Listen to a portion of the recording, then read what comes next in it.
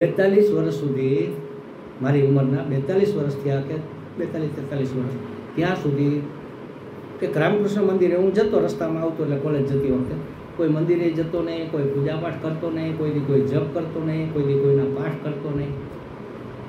અચાનક શું થઈ ગયું કે ઠેઠ સન્યાસી સુધી પહોંચી ગયો. શું થઈ ગયું અચાનક? આ ક્યાંથી બીજ ઉગી ગયું?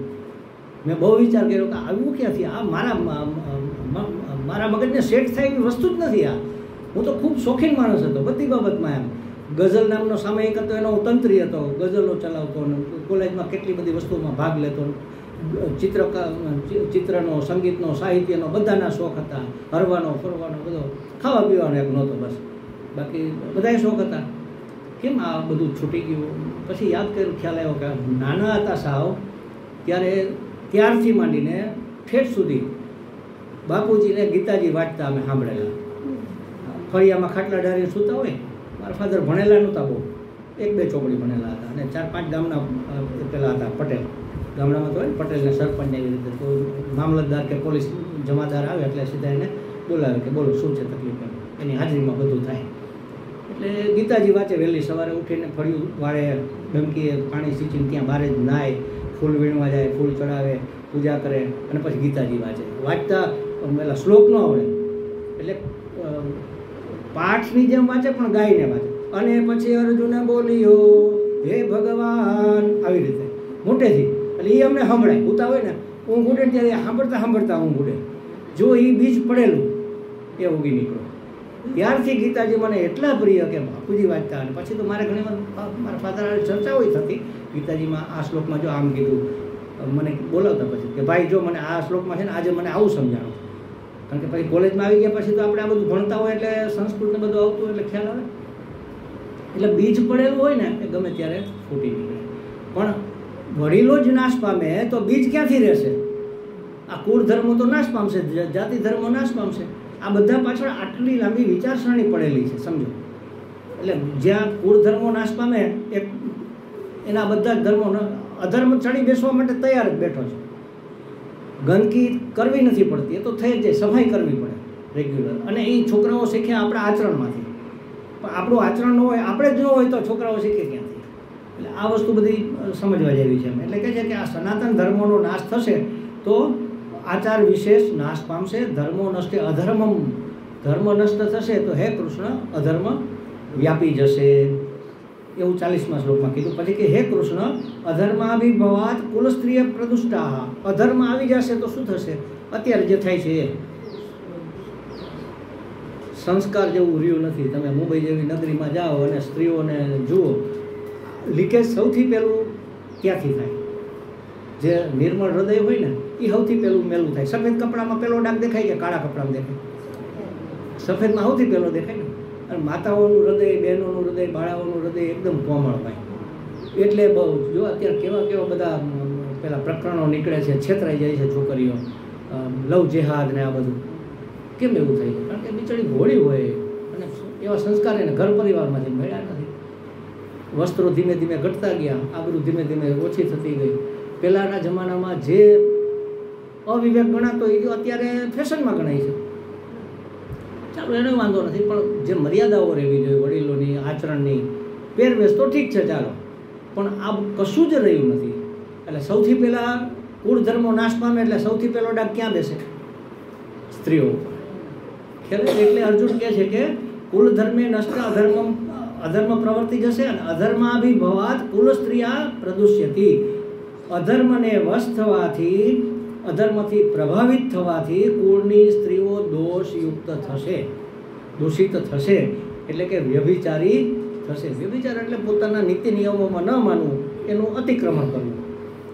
રાતે મોડે સુધી રખડે રાખવું, માવતરને ખબર ન હોય, છોકરીઓ સિગરેટ પીતી હોય. એવી છોકરીઓ કોલેજની જોઈ છે અમે તો. ઘરે એટલા બધા સંસ્કારી મા બાપ હોય અને છોકરીઓ મિનિસ્કર્ટ પહેરીને સિગરેટ પીતી હોય મિત્રો હારે. ગુજરાતમાં તો દારૂબંધી છતાંય પેલું શું કહેવાય એ પીતી હોય. દારૂ નહીં પણ હા ના દારૂ જ, પણ એમાં બિયર બોલો, બિયરના કેન લઈને છોકરીઓ બેઠી હોય. એ કે આ દારૂ ન કહેવાય તો એ શું કહેવાય? એ કે અમૃત કહેવાય? એ ગંગા જોડે છે? શું છે? સુરત પાનની દુકાને ઊભા હતા, હા 2 છોકરા આવ્યા, એનું કપ સિરપ હોય ને હા, એમાં અત્યારે નશાનું છે. લીધી, સિરપ નાખ્યું અને ઊભો પી લીધું. બોલો.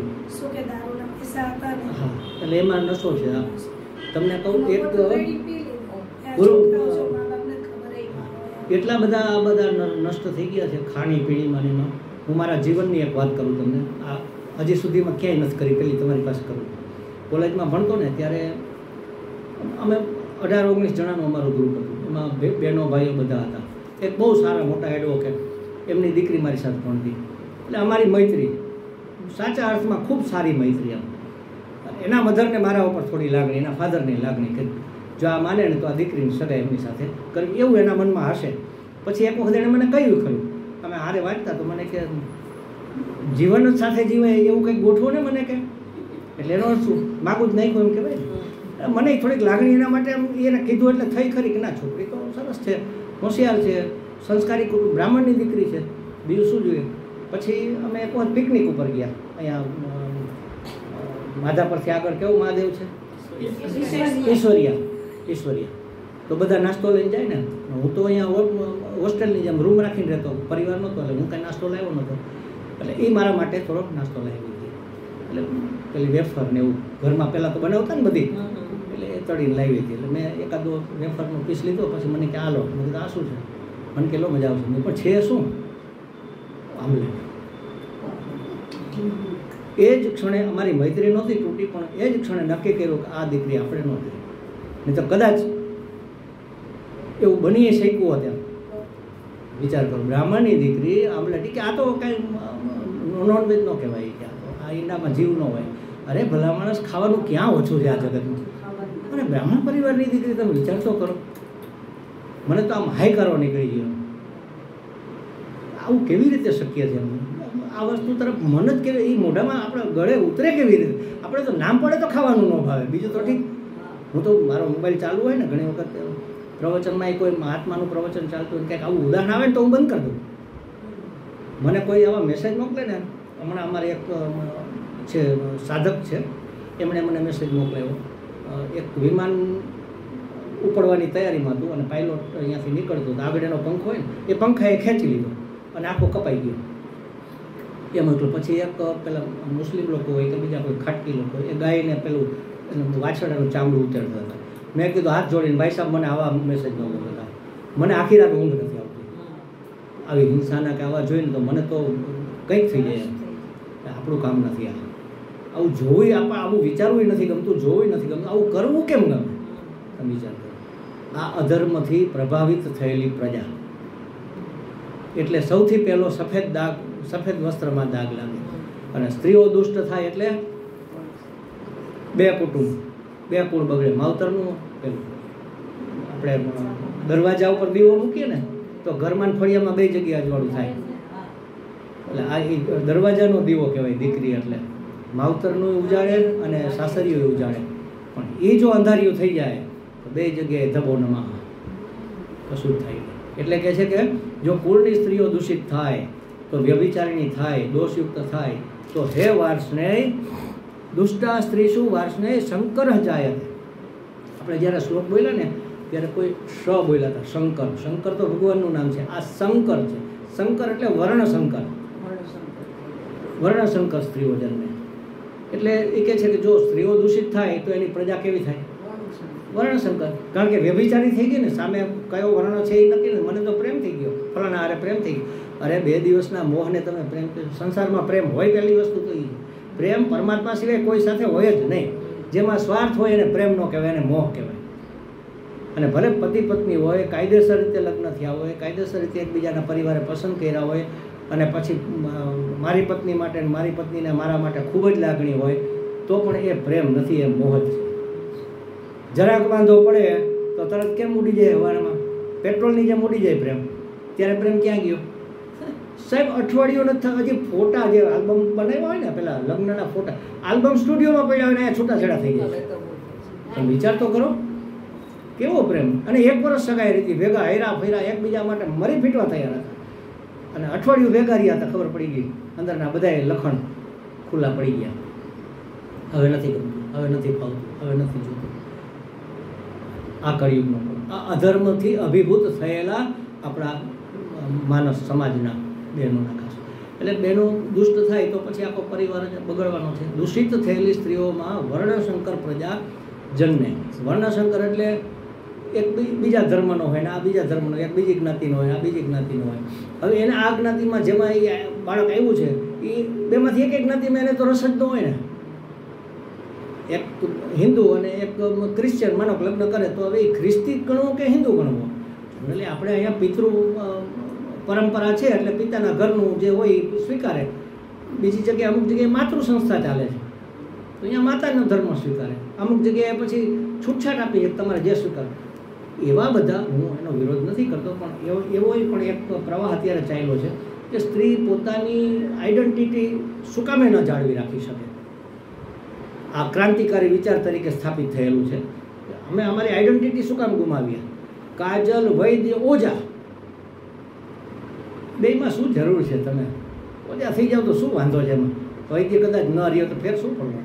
પતિનો ધર્મ સ્વીકાર. એટલે હું એના ઉપર દોષ નથી દેતો, પણ આ એક પરંપરા. મને આ તો ઉદાહરણ નામ બેનનું યાદ આવ્યું એટલે એ તો બહુ વિદ્વાન વક્તા છે અને બહુ સરસ વ્યક્તિત્વ છે એનું. મને એના માટે તો ખૂબ માન છે, પણ એનું નામ મને યાદ આવ્યું એટલે મેં ઉદાહરણ આપ્યું. એટલે એવું આપણી આઈડેન્ટિટી જાળવી રાખવાની કોઈ માતાઓ આપણી પરંપરાઓમાં જાળવી છે. અને ગંગાજી સમુદ્રમાં ભળી જાય પછી ગંગા પોતાનું ગંગા સ્વરૂપ જાળવી રાખે તો એ બનવાનું છે, એનું મિલન શક્ય છે. આ બધા જ આ કળિયુગના ધર્મો, અભિભૂત થયેલો ધર્મ છે. આ ધર્મ જ છે, નો ડાઉટ, પણ અભિભૂત થયેલો. શેનાથી? અધર્મથી નહીં, અહંકારથી અભિભૂત થાય. હું શું કામ મારી આઈડેન્ટિટી ગુમ? આ તો અહંકાર જ છે કે નહીં? મારું વ્યક્તિત્વ. બહેનો હવે ભાઈઓની સમકક્ષ છે. અરે મારી માં સમકક્ષ નથી, તમે આગળ છો. અમે ઉપરથી નીચે પડીએ ને તો બાળકને જન્મ ન આપી શકીએ. પુરુષ કરતાં 8 ગણી સહન શક્તિ મહિલાઓમાં છે, 8 ગણી વધારે. એ ક્યાંથી અમે કાઢવાના હતા? સમકક્ષ હાથે કરીને શું કામ નીચે ઉતરો છો? તમે તો દેવીની જગ્યાએ છો. પુરુષ તો રાક્ષસે હોઈ શકે, સ્ત્રી રાક્ષસી ભાગ્ય જ હોય, આ જમાનામાં હોય, પણ અત્યાર સુધીમાં આવું કે પહેલાં હતું નહીં એમ બહુ એવું. એટલે પણ છતાંય આ યુગ ધર્મો છે બધા, યુગને હિસાબે ઠીક છે, સમકક્ષ છીએ.